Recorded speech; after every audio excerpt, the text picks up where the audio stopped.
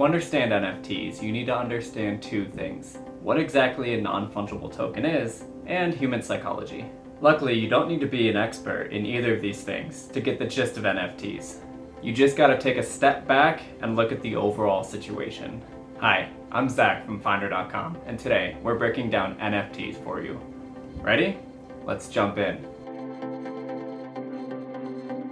As boring as it may seem, one of the best ways to understand what's going on with NFTs is to look at the etymology of the phrase. We have three things to break down here. The non part, as in expressing negation or absence. Fungible, which means something's able to be replaced by an identical item, or something's interchangeable. You know plenty of fungible things, but you probably just don't use that word when you're talking about it. Dollar bills are fungible. That $10 bag of flour you bought at the grocery store, that's also fungible. The way I remember it is that if something can be traded by weight, number, or measure, then it's probably fungible. That's pretty easy, right? And tokens.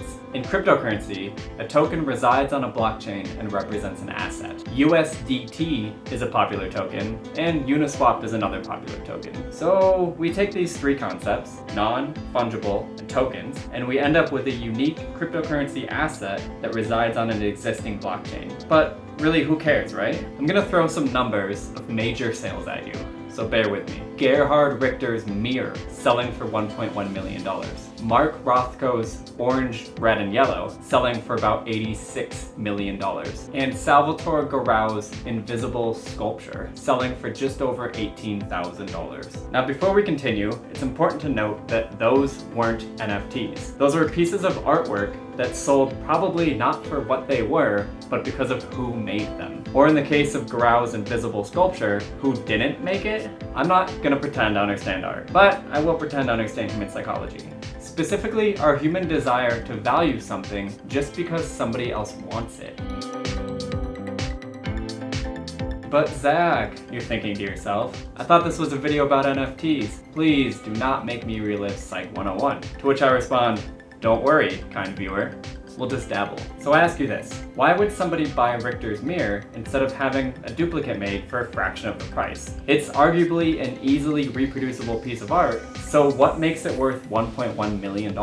The answer is actually pretty simple. Humans are goofy creatures who value things that don't often have real value. I mean, sure, the paint has a cost, the canvas has a cost, and the artist's time is worth something as well. But in this case, the whole is absolutely worth more than the sum of the parts. The artist is the crucial aspect. And just as in art, the same goes for NFTs. It would be pretty easy to assume that NFTs are basically just a digitized version of art. And you wouldn't be entirely wrong. Right now, for instance, NFT marketplaces are pretty dominated by art.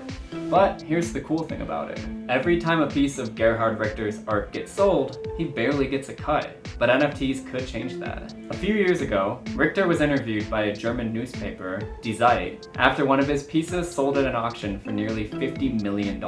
And I quote, "We artists get next to nothing from such an auction. Except for a small morsel, all the profit goes to the seller." Heartbreaking, right? Here's how NFTs could help though. Because NFTs use a blockchain and smart contracts, it's possible to write in automatic commissions that go to an artist when an NFT is sold, no matter how far down the line that happens. Now imagine if Richter, or any other artist, got a 10% cut every time their art was sold at auction. That'd be neat, right?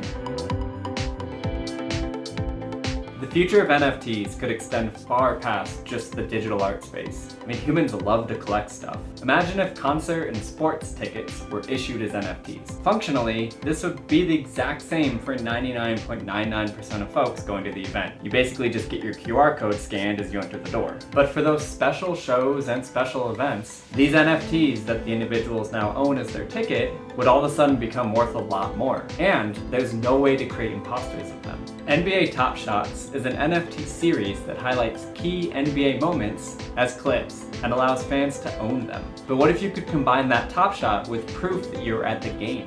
Another example is if you have a favorite meme, you could potentially own it. Now, talk about bragging rights. I'm talking to you, fellow kids. If Steve Buscemi and 30 Rock paired up to release that meme as an NFT, it could be yours. Look, I'm not here to tell you that everything in the future is going to be NFTs, but I am here to argue that devaluing NFTs just because they're a digital asset is ignorant, to say the least. The next time you think to yourself, what's the point of NFTs? Or someone says something like that to you, I challenge you to take it further. Why is art worth money? Why do concert tickets from shows more than 50 years ago still sell for thousands of dollars? They're just old pieces of paper. And why do original copies of books often sell for so much more than their hard copy or paperback versions? They're the same story after all. Now if this has you thinking, hot dang, I want to prove some NFTs. Don't worry, we've got you covered. So head over to our guide, which is linked in the description box below, to learn more about NFTs, how to get started with some popular NFT marketplaces, and most importantly, what to watch out for. And as always,